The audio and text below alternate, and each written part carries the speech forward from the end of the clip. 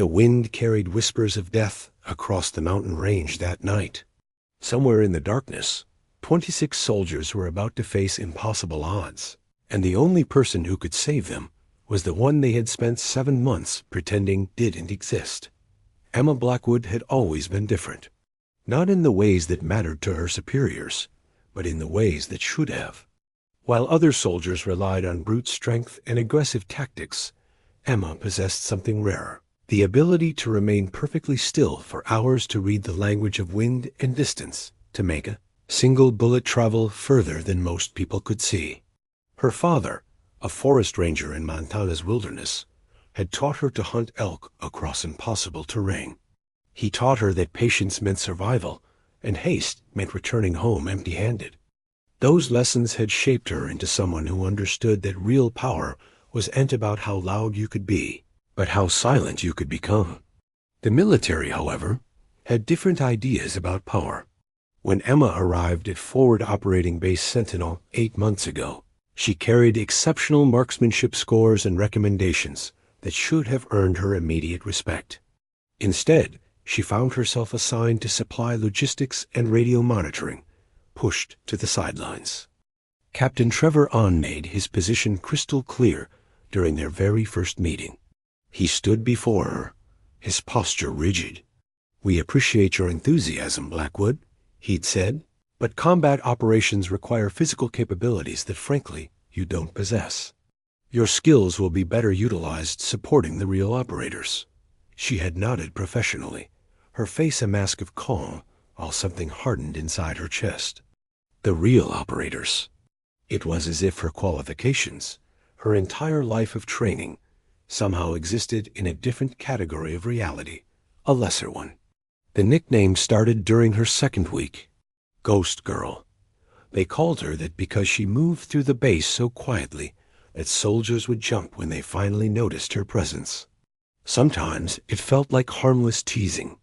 Other times it was used with an edge that cut deeper than they probably intended.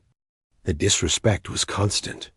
At the firing range, when Emma consistently outscored everyone in her unit, the explanations always found a way to diminish her achievement. Must be the rifle calibration. She probably got lucky with the wind conditions. Target shooting isn't the same as real combat, Blackwood. She learned to accept praise that wasn't really praise, to nod politely at compliments that carried unspoken limitations. But she never, ever stopped training. Long after official hours ended, Emma would slip away to the isolated Eastern Range. It was a forgotten place, littered with broken equipment and old ammunition, and it became her personal sanctuary. There, she practiced the breathing techniques her father had taught her, counting her heartbeats between each trigger pull, finding a calm center in the storm of her thoughts. She studied ballistic charts until she could calculate bullet drop across any distance without consulting tables. She memorized every ridge, every valley, every possible vantage point surrounding their base. She didn't do it because anyone asked her to. She did it because deep in her bones, Emma knew that preparation was the only currency that truly mattered when everything else fell apart. The mission briefing happened 3 days before everything changed.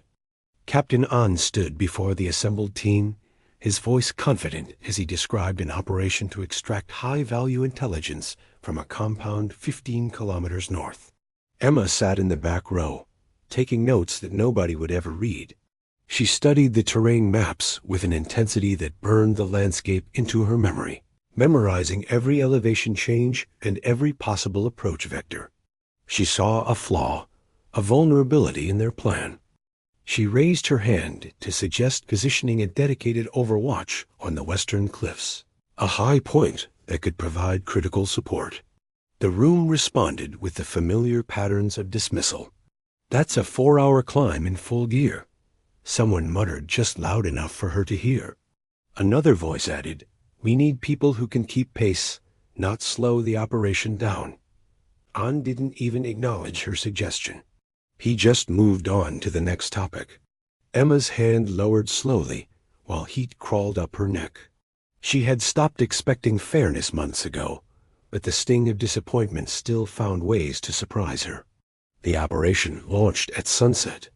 Emma was where she was always told to be, in the command center monitoring communications.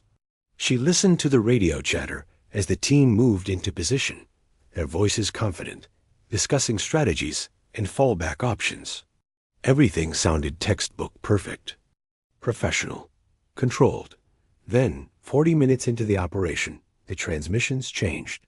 The first report came in, sharp and panicked. Contact multiple hostiles. We're taking fire from elevated positions. The confidence drained from their voices like water through broken glass. Within minutes, the situation descended from a controlled operation into a desperate fight for survival. Ambush!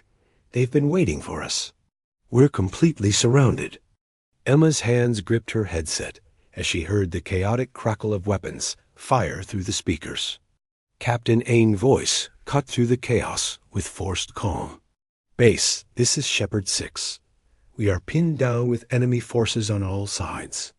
Estimate hostile strength at 200 plus. Request immediate air support. The response came back cold and final. Shepherd 6, negative on air support.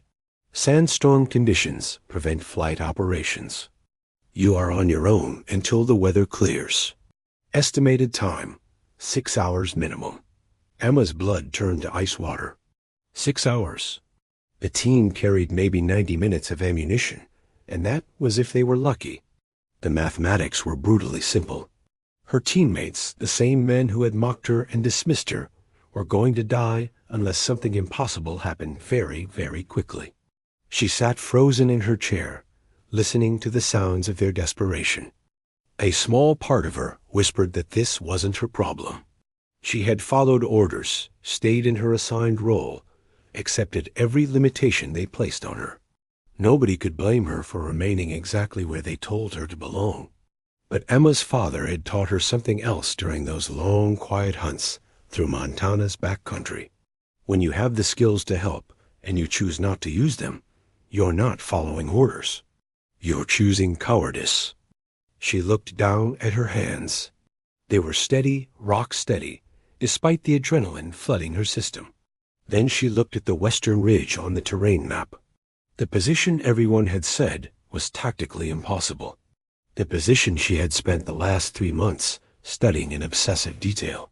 Emma made her decision in the space between 2 heartbeats.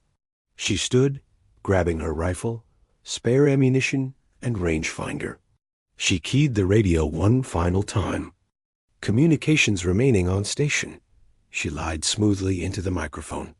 Then she walked out into the night, toward a climb that would either prove everyone wrong or confirm they were right all along. The sounds of dying men echoed through her headset as Emma Blackwood, the ghost girl, began running toward the one place nobody ever expected her to reach. Thanks for watching. If you enjoyed this story, don't forget to like this video and subscribe to the channel for more content. We'll see you in the next one. The mountain face loomed before Emma like a vertical wall of judgment. Sharp rocks jutted out at angles that seemed designed to tear flesh and test resolve. Her rifle weighed 28 pounds, the ammunition another 15, and her equipment pack added 20 more. 63 pounds of gear that her instructors had claimed she couldn't handle for extended operations. Tonight, she would carry it straight up a cliff face that experienced climbers avoided in daylight.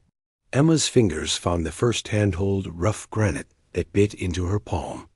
She pulled herself upward, boots scrambling for purchase on stone that crumbled under pressure. The sounds of battle drifted up from the valley below, each burst of gunfire a reminder that time was a luxury her teammates didn't possess. Her breath came in controlled measures despite her racing heart. Panic was a poison that killed more soldiers than bullets ever could. Her father's voice surfaced through the strain. When the mountain fights you, Emma girl, you don't fight back. You flow like water, finding the path that already exists. The first 50 meters tested her technique. The next 50 tested her endurance.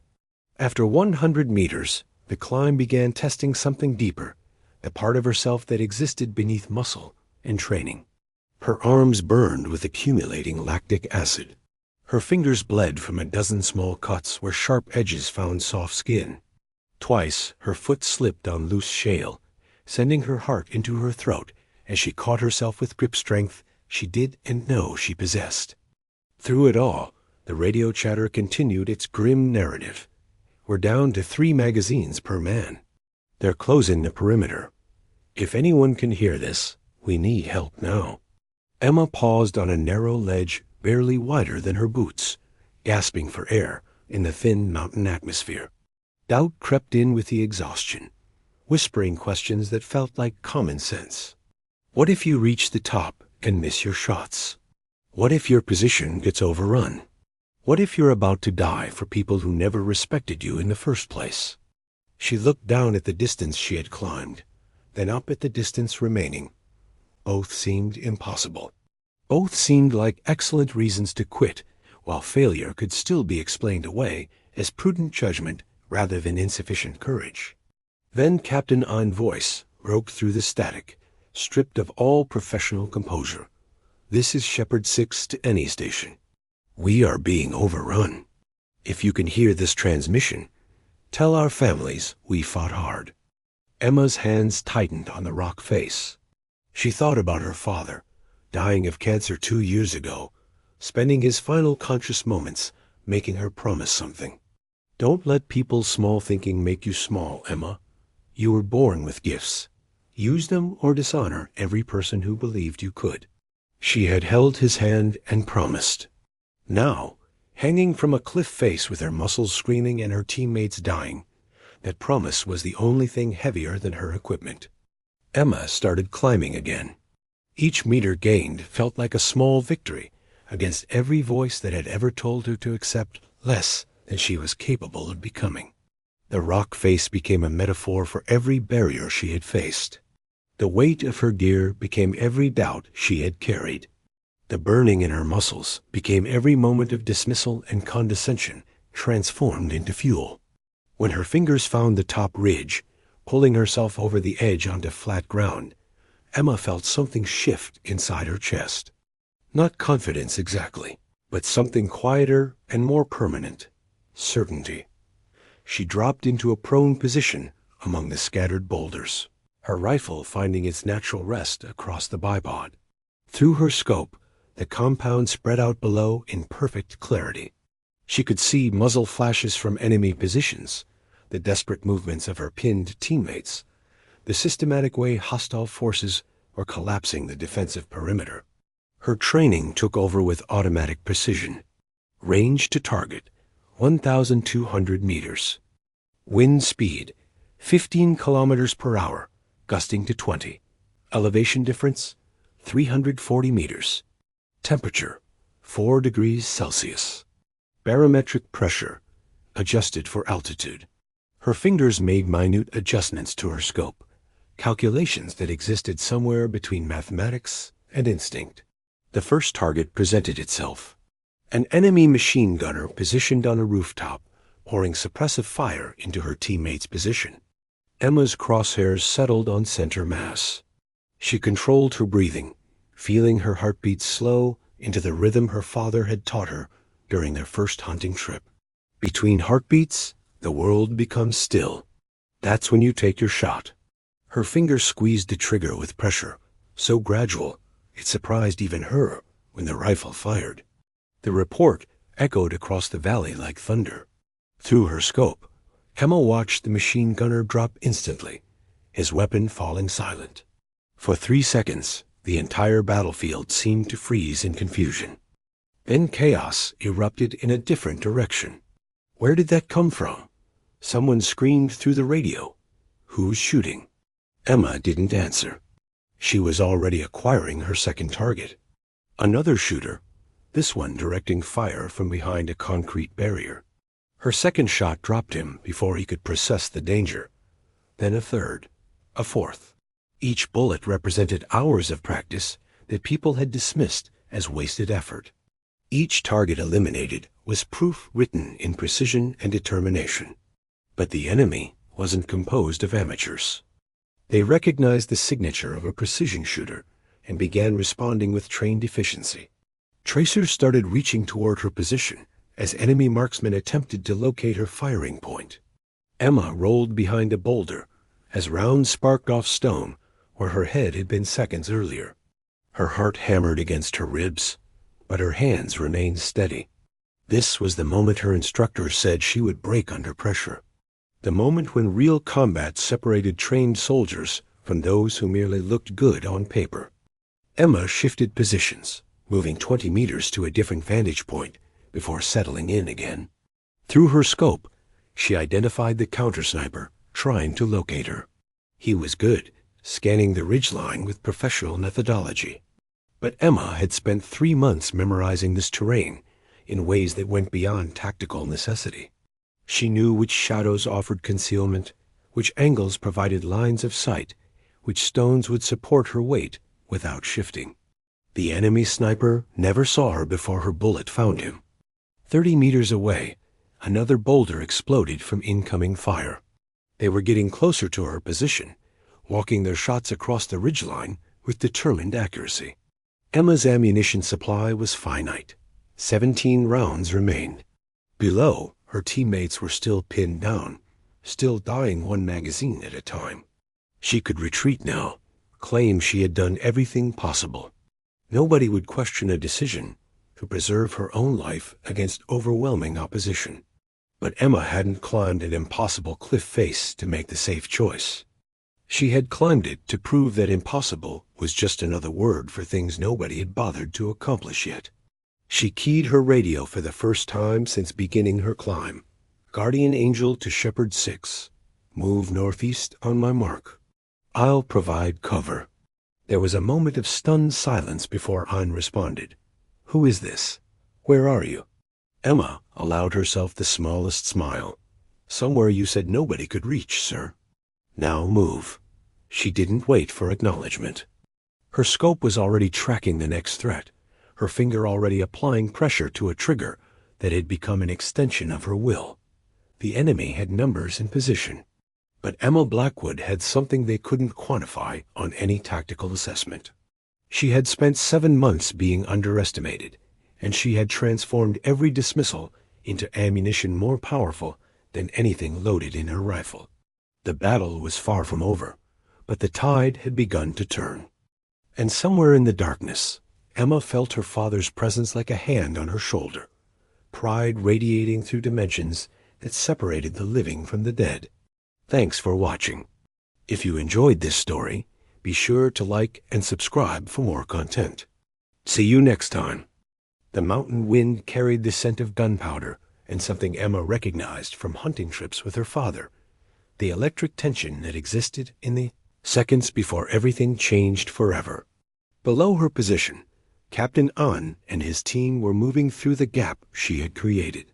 But the enemy was adapting, regrouping, and bringing fresh forces to bear. Emma's remaining ammunition counted down like a clock, measuring not just bullets, but lives. 16 rounds left. 16 chances to prove that every doubt, every dismissal, every condescending smile had been catastrophically wrong. Through her scope, Emma identified the pattern emerging in the enemy movements. They weren't retreating. They were consolidating around a central position, where a figure in different tactical gear was coordinating the assault through hand signals. The commander. Every military engagement had a brain, and she was looking at it through magnified optics at 1,200 meters. Her instructors had always said that leadership targets were theoretical priorities, too difficult to identify under combat conditions, and too well protected to engage. Emma steadied her breathing and remembered something her father told her during a blizzard hunt when she was 15. They had been tracking an elk for 6 hours through whiteout conditions. Emma was exhausted, frozen, and ready to quit. Her father knelt beside her in the snow and pointed toward a ridge barely visible through the storm. That elk is up there, Emma girl. I can't see it. You can't see it, but I know it's there because I've learned to read what the mountain tells me. Now you can head back to the truck where it's warm and safe, and nobody will blame you. Or you can trust what you know, take the hard shot and discover what you're actually made of. Emma had taken that shot. The elk had fallen, and she had learned that the difference between good and extraordinary was often just the willingness to attempt what seemed impossible. Emma's crosshairs settled on the enemy commander. Distance, wind, elevation, all factors calculated and compensated for in the adjustments she made with fingers that no longer trembled. Between one heartbeat and the next, she squeezed the trigger. The rifle's recoil pressed against her shoulder like an old friend. Through the scope, she watched the commander drop, his radio scattering across the rocks. For a moment, the entire enemy force seemed to freeze in confusion. Then chaos bloomed across their formation, like a dropped stone shattering ice. Without leadership, the coordinated assault dissolved into scattered groups operating on survival instinct rather than tactical planning. Emma shifted her aim, dropping targets with methodical efficiency that came from 10,000 practice rounds nobody had bothered to acknowledge. Each shot represented more than marksmanship. Each bullet carried the weight of every time someone assumed she wasn't strong enough, smart enough, tough enough to belong in their world. She wasn't shooting to prove them wrong anymore. She was shooting because 26 people were about to go home to families who would never know how close they came to receiving folded flags and empty condolences. 11 rounds remaining. Below, Ann's voice crackled through the radio with an edge of desperate hope. Guardian Angel, enemy forces are pulling back on the western approach. We're consolidating for extraction. Emma allowed herself one deep breath, tasting victory mixed with exhaustion. But celebration was premature. Through her scope, she spotted 3 enemy fighters maneuvering toward a position that would give them a clean shot at her teammates' evacuation route. These men weren't retreating. They were repositioning for a final, devastating strike. Emma's mind raced through calculations. 3 targets, 3 different ranges, all requiring shots within seconds of each other before they could establish firing positions. Her instructors would call it impossible. You can't acquire, aim, and fire with that kind of speed while maintaining accuracy. Choose one target and accept the losses from the others. That was the textbook answer, the safe answer. The answer that lets you tell yourself you did everything reasonable people could expect. But Emma hadn't climbed an impossible cliff to deliver reasonable results. Her father's final lesson echoed through her concentration. When everything's on the line, Emma girl, you don't think about the shot. You become the shot. Trust your training so completely that conscious thought becomes the enemy. Let your body remember what your mind learned. She centered herself in that space between thought and action, where training transformed into instinct. The first shot dropped the lead fighter before he reached cover. Emma worked the bolt, chambered another round, shifted aim, and fired before her conscious mind could interfere. The second fighter fell. Bolt, chamber, shift, fire. The third fighter dropped mid-stride, his weapon unfired. The silence that followed felt heavier than all the gunfire that had preceded it. Emma's hands were shaking now, adrenaline finally catching up with action. 8 rounds remained in her rifle, but there were no more targets. The enemy forces were retreating in full disorder, broken by losses they couldn't explain, and demoralized by an invisible enemy who struck from positions that shouldn't exist. Through her scope, Emma watched her teammates moving toward the extraction point, alive because she had refused to accept the limitations other people tried to place on her. The helicopter sounds reached her 15 minutes later, rotors cutting through mountain air like salvation given mechanical form. Emma carefully secured her equipment, her movements automatic despite an exhaustion that went deeper than physical fatigue. She had fired 23 rounds, 23 bullets that traveled further than most people could see, each one carrying the weight of proving that dedication and skill mattered more than assumptions and prejudice. As she began the descent, Emma felt something she hadn't experienced in 7 months. Not pride exactly, but something quieter, more permanent. The knowledge that she had looked at impossible odds and decided they were merely inconvenient. Dawn was breaking when Emma reached the landing zone. Her uniform was torn, her hands were bleeding, and exhaustion made every step feel like walking through deep water. Captain Ines stood near the helicopter, watching her approach. For a moment, her eyes met across the distance. Emma saw something in his expression she had never seen before. Not gratitude, though that was present. Not respect, though she had finally earned it. What she saw was recognition. The understanding that he had spent 7 months being catastrophically wrong about someone whose capabilities exceeded his capacity to measure them. He started to speak, probably to offer thanks or an apology, or some combination of words that would never be adequate. Emma raised her hand gently, stopping him. Some moments exist beyond language. Some lessons can only be taught through actions that make words irrelevant. She simply nodded, a gesture that carried more weight than any speech, then walked past him toward the transport helicopter. Behind her, she heard one of the rescued soldiers whisper to another, 26 people are alive because of her. 26 families won't be burying empty coffins. Because she climbed somewhere we said was impossible and did something we claimed couldn't be done. Emma settled into the helicopter's cargo bay, her rifle resting across her knees. As the aircraft lifted off, she looked back at the mountain ridge that had tested everything she was and everything she believed about herself.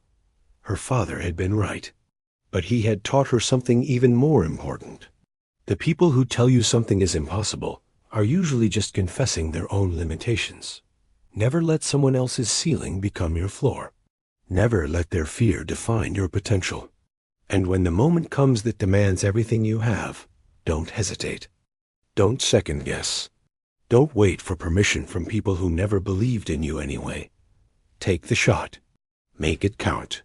Prove that impossible is just another word for what nobody has accomplished yet. The sun rose fully over the mountains, painting the sky in shades of gold and crimson. Emma closed her eyes, feeling the vibration of the helicopter and the warmth of morning light on her face. 26 people were flying home because one person refused to accept that her place was in the shadows. That was a story worth climbing mountains for. That was a shot worth taking, no matter how impossible it seemed. And somewhere, in the space between earth and sky, Emma could almost hear her father's voice one final time, carried on a wind that tasted like pride and vindication. That's my girl. That's exactly who I raised you to be. Thanks for watching. If this story moved you, please hit that like button and subscribe for more content just like this. See you next time.